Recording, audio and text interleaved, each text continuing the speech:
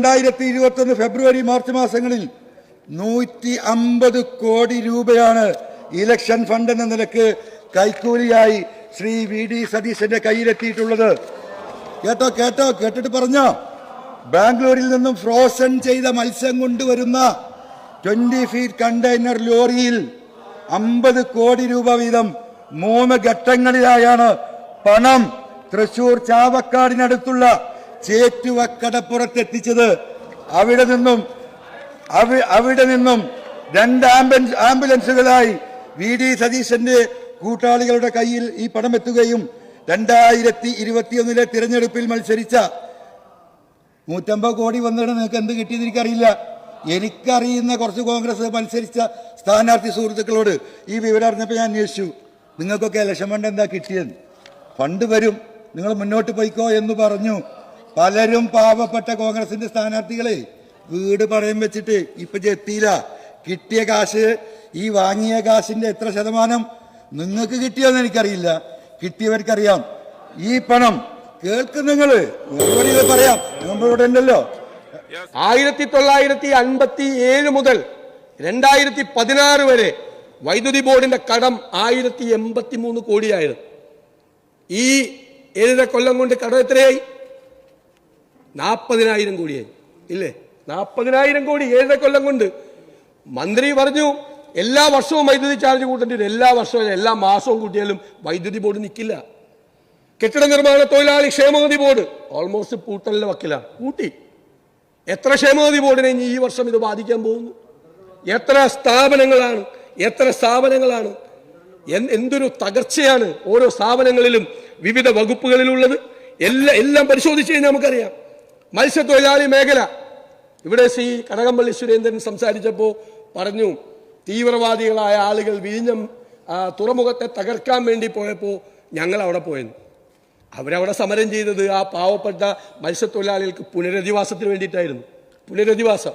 അവരെ നിങ്ങൾ തീവ്രവാദികളായി ചിത്രീകരിക്കരുത്. അവർ പാവങ്ങളാണ്. സമയം കൂടി. അവർ പാവങ്ങളായിരുന്നു. അവരെ നിങ്ങൾ തീവ്രവാദികളായി ചിത്രീകരിക്കരുത്. ഞങ്ങൾ അവിടെ പോയി പുനരധിവാസത്തിന് വേണ്ടി കാറ്റെടുത്തു പോയ, കടലെടുത്തു പോയ, തീരശോഷണം കൊണ്ട് സിമന്റ് ഗോഡൌണിലാക്കപ്പെട്ട പാവങ്ങൾക്ക് പുനരധിവാസത്തിന് വേണ്ടിയിട്ടാണ്.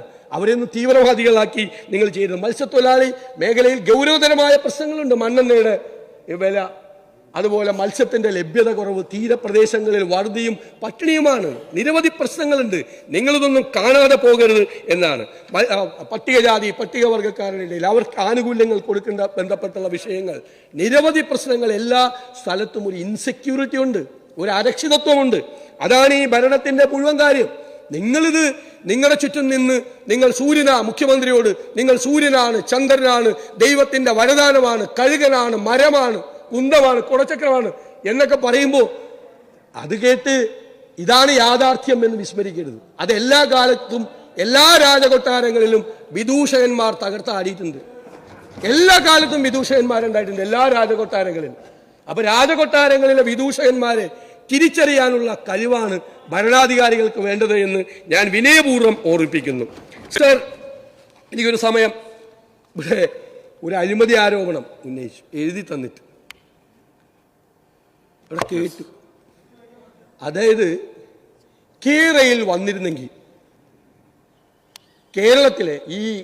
കേരളയിൽ വന്നിരുന്നെങ്കിൽ കേരളത്തിലെ IT രംഗം ഭയങ്കരമായിട്ട് കുതിച്ചു വരുമായിരുന്നു. അതോടുകൂടി ഹൈദരാബാദിലെയും ബാംഗ്ലൂരിലെയും IT ബിസിനസ് മുഴുവൻ തകർന്ന് തരിപ്പണമായി പോകുമായിരുന്നു. കേരളത്തിൽ നിന്ന് ഒരാളെ പോലും അവർക്ക് ജോലിക്ക് കിട്ടൂലായിരുന്നു. 25 ലക്ഷം പേര് കേരളത്തിൽ തന്നെ ജോലി ചെയ്താണ്. ഇതെല്ലാം മനസ്സിലാക്കിയ IT കമ്പനിക്കാർ ഇങ്ങനെ പ്ലാൻ ചെയ്തു. ഇത് അപകടമാണല്ലോ. കുറച്ച് വർഷങ്ങൾക്ക് ശേഷം 2045 50 പറഞ്ഞ് 50 ആകുമ്പോഴേക്കും നമ്മുടെ കമ്പനിയൊക്കെ പൂട്ടിപ്പോവല്ലോ. അങ്ങനെ അവർ പ്രതിപക്ഷ നേതാവിനെ പിടിച്ചു. പ്രതിപക്ഷ നേതാവിന് 150 കോടി രൂപ കൊടുത്തു. അത് ഫ്രീസ് ചെയ്ത ഒരു മത്സ്യ ലോറിയിൽ ചാവക്കാട് എത്തിച്ചു. അവിടെ നിന്ന് ആംബുലൻസിൽ കൊണ്ടുപോയി. പിന്നെ വീണ്ടും തിരിച്ച് ബാംഗ്ലൂരിൽ ഡെപ്പോസിറ്റ് ചെയ്യുന്നവർ അത് ഏത് വഴിക്കാണ് പോയെന്ന് പറഞ്ഞില്ല. വീണ്ടും തിരിച്ച് ചാവക്കാട് കൊണ്ടുവന്നിട്ട് ആംബുലൻസിൽ കൊണ്ടുവന്ന സാധനം വീണ്ടും ഞാൻ ബാംഗ്ലൂരിൽ കൊണ്ടുപോയി ഡെപ്പോസിറ്റ് ചെയ്ത് ഞാൻ മാസം 3 പ്രാവശ്യം ബാംഗ്ലൂരിൽ പോകുന്നുണ്ട്.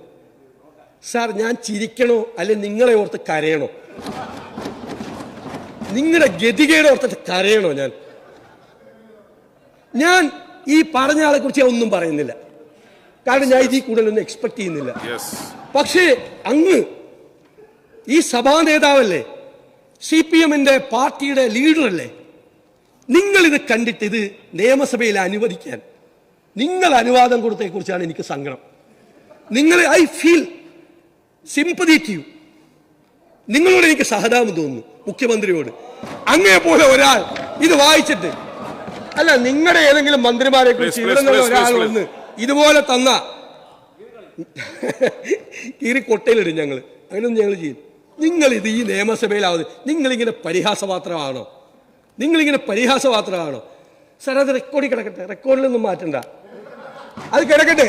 പക്ഷെ ഒരു കാര്യമുണ്ട്, എഴുതി തരാത്ത അഖിലേന്ത്യാ കോൺഗ്രസ് കമ്മിറ്റിയുടെ ജനറൽ സെക്രട്ടറി KC വേണുഗോപാലിനെ കുറിച്ച് ഒരു ആരോപണം ഉന്നയിച്ചു. KC വേണുഗോപാലിനെ കുറിച്ച് എഴുതി തരാതെ പുറത്തുള്ള ഒരാളാണ്, ഉന്നയിക്കാമോ? അത് നീക്കം ചെയ്യണം, ഞാൻ അഭ്യർത്ഥിക്കുകയാണ്. എൻ്റെ അവിടെ കിടക്കട്ടെ. വരാനിരിക്കുന്ന ആളുകൾക്കൊക്കെ ഇതുപോലെയും ചില ആളുകളൊക്കെ ഈ നിയമസഭയിൽ ഉണ്ടായിരുന്നു, ഇങ്ങനത്തെ ആളുകളൊക്കെ ഉണ്ടായിരുന്നു എന്ന് വരാനിരിക്കുന്ന തലമുറ അറിയട്ടെ. അല്ല ഞാൻ എന്തും മറുപടിയാണ് അതിൻ്റെ അകത്ത് പറയണത്. ഞാൻ പറഞ്ഞില്ല, എനിക്ക് ചിരിക്കാനും തോന്നുന്നുണ്ട്, കരയാൻ രണ്ടും തോന്നുന്നുണ്ട് ഒരേ സമയത്ത്. അത് വിട്. പിന്നെ ഞാൻ പറഞ്ഞത്, ഞാൻ വല്ല മുഖ്യമന്ത്രിയെ കുറിച്ച് ആരോപണം ഉന്നയിക്കുമെന്ന് ഓർത്തിട്ടാണ് ഇതിങ്ങനെ പറയിപ്പിച്ചത്. ഞങ്ങളിവിടെ നിയമസഭയിൽ എഴുതി കൊടുത്ത ആരോപണം ഉന്നയിച്ചിട്ടുണ്ട്. അപ്പോൾ അവസാനം മാസപ്പടി വിവാദത്തെക്കുറിച്ച് മാത്യു കൊള്ളനാടൻ ഇവിടെ ആരോപണം ഉന്നയിച്ചപ്പോൾ മുഖ്യമന്ത്രിയുടെ മറുപടി പറഞ്ഞു. ഞങ്ങൾ കേട്ടിരുന്നല്ലോ. മുഖ്യമന്ത്രി പറഞ്ഞു അവർ എക്സാലോജി കമ്പനിക്ക് ഒരു അവസരവും കൊടുത്തില്ല, ഒരു ചാൻസ്, നാച്ചുറൽ ജസ്റ്റിസ് അവർക്ക് കൊടുത്തില്ല, സ്വാഭാവിക നീതി കമ്പനിക്ക് കൊടുത്തില്ല എന്ന് പറഞ്ഞു. ഇപ്പോൾ അത് ഇൻട്രീം ബോർഡായിരുന്നു. ഇപ്പോൾ വന്നിരിക്കുന്ന രജിസ്ട്രാർ ഓഫ് കമ്പനീസിൻ്റെയാണ്. അവർ പറഞ്ഞിരിക്കുന്നത് എന്താ? അവർ പറഞ്ഞിരിക്കുന്ന എല്ലാ അവസരവും കൊടുത്ത് ഒരു രേഖയെ ഹാജരാക്കിയില്ല. ഈ എഗ്രിമെന്റ് ആലുവയിലെ കമ്പനിയായിട്ടുള്ള എഗ്രിമെന്റ് ഹാജരാക്കിയില്ല. അവരുമായിട്ടുള്ള ഒരു കറസ്പോണ്ടൻസും, ഒരു മിനിറ്റ് കൊണ്ട് തീർക്കും, അവരുമായിട്ടുള്ള കറസ്പോണ്ടൻസ് ഹാജരാക്കിയില്ല. അവിടെ ജോലി ചെയ്തതിന്റെ ഒരു രേഖയും അവർ ഹാജരാക്കിയില്ല. അവർ തെറ്റിദ്ധരിപ്പിച്ചു. അതുകൊണ്ട് കമ്പനി ആക്ടിലെ 447, 448 വകുപ്പുകൾ പ്രകാരം കേസെടുക്കണം. ആ വകുപ്പ് 188 പ്രകാരം കേസെടുക്കണമെന്ന് പറഞ്ഞു. അപ്പോൾ മുഖ്യമന്ത്രി നിയമസഭയിൽ പറഞ്ഞത് ശരിയായിരുന്നില്ല, അവാസ്തവമായിരുന്നു. പച്ചക്കള്ളമൊന്നും ഞാൻ പറയല്ല, അവാസ്തവമായിരുന്നു. ഈ അവസരം കൊടുത്തിട്ടും അവർ ഒരു രേഖയും ഹാജരാക്കിയില്ല. അപ്പൊ അത് ലീഗൽ ട്രാൻസാക്ഷൻ ആയിരുന്നില്ല അവരുടെ അക്കൗണ്ടിലേക്ക് വന്നത്. കമ്പനിയുടെ അക്കൗണ്ടിലും അവരുടെ അക്കൗണ്ടിലേക്ക് വന്നത് ലീഗൽ ട്രാൻസാക്ഷൻ ആയിരുന്നില്ല. അത് പ്രിവെൻഷൻ ഓഫ് മണി ലോണ്ടറിംഗ് ആക്ടിന്റെ പരിധിയിൽ വരും. കള്ളപ്പണം വെളുപ്പിച്ച നടപടിയാണ് എന്നാണ് ഫൈൻഡിങ്. 2 സ്റ്റാറ്റ്യൂട്ടറി ബോഡിയുടെ ഫൈൻഡിംഗ് ആണ്. ഒന്ന്, ഇൻകം ടാക്സ് ആക്ട് പ്രകാരം രൂപീകൃതമായ ട്രൈബ്യൂണലിൽ പ്ലീസ് അങ്ങ് ഇത്ര അസ്വസ്ഥനാവല്ലേ, ഇതൊക്കെ ഇവിടെ സാധാരണയല്ലേ. ഞാനൊരു കാര്യം കംപ്ലീറ്റ് ചെയ്തോട്ടെ, അത് കഴിഞ്ഞാൽ അവസാനിപ്പിക്കുക. അപ്പോൾ ഒരു സ്റ്റാറ്റ്യൂട്ടറി ബോഡി. രണ്ടാമത്തെ രജിസ്ട്രാർ ഓഫ് കമ്പനീസ്, അതും ഒരു സ്റ്റാറ്റ്യൂട്ടറി ബോഡി. 2 സ്റ്റാറ്റ്യൂട്ടറി ബോഡിയുടെ ഫൈൻഡിംഗ് ആണ് ഇതുള്ളത്. അപ്പൊ അങ്ങ് പറഞ്ഞത് മുഴുവൻ അങ്ങ് ഈ സഭയെ തെറ്റിദ്ധരിപ്പിക്കുകയായിരുന്നു. ഒന്നും അവരുടെ കയ്യിലുണ്ടായിരുന്നില്ല. അതാണ് ഞങ്ങൾ ആരോപണം ഉന്നയിച്ചു. ഞങ്ങൾ ക്യാമറയിൽ ആരോപണം ഉന്നയിച്ചു, ഞങ്ങൾ ഫോണിൽ ആരോപണം ഉന്നയിച്ചു, ഞങ്ങൾ മെഡിക്കൽ സർവീസസ് കോർപ്പറേഷനിൽ ആരോപണം ഉന്നയിച്ചു, ഈ വിഷയത്തിൽ ആരോപണം ഉന്നയിച്ചു.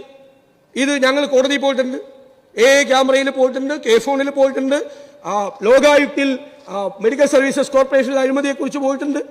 അത് പോവും. ഞങ്ങൾ ഇവിടെ നിന്ന് നിങ്ങൾ നീതി ചെയ്തില്ലെങ്കിൽ ഞങ്ങൾ നീതി തേടി കോടതിയിൽ പോവും. അത് സ്വാഭാവികമായ കാര്യമാണ്. അപ്പൊ അതുകൊണ്ട് ഞാൻ ദീർഘിപ്പിക്കുന്നില്ല സർ. ഈ ഭരണം എന്ന് പറയുന്നത് ഈ നയപ്രഖ്യാപന പ്രസംഗം പോലെ തന്നെയാണ്. കേരളത്തിലെ ജനങ്ങളെ മുഴുവൻ ദുരിതത്തിലേക്ക് മാറ്റി അവർക്ക് ജീവിക്കാൻ കഴിയാത്ത ഒരവസ്ഥയുണ്ടാക്കി, അഴിമതിയും ധൂർത്തും ധിക്കാരവും അടിച്ചമർത്തലും പോലീസിനെ ഉപകരണമാക്കി മാറ്റി ഗുണ്ടകളെ കൊണ്ടുവന്ന് പ്രതിപക്ഷ ശബ്ദങ്ങളെ ഇല്ലാതാക്കാൻ ശ്രമിക്കുന്ന മുഖ്യമന്ത്രിയാണ്. മുഖ്യമന്ത്രിയുടെ നേതൃത്വത്തിൽ നടക്കുന്ന ഈ ഭരണം കേരളത്തെ എവിടെ കൊണ്ടുവന്ന് എത്തിക്കും അത് ഞങ്ങൾ കേരളത്തിലെ ജനങ്ങളോട് പറയുന്ന ഒരു സംശയമില്ല. സാർ, ഞാൻ എൻ്റെ വാക്കുകൾ നിർത്തും.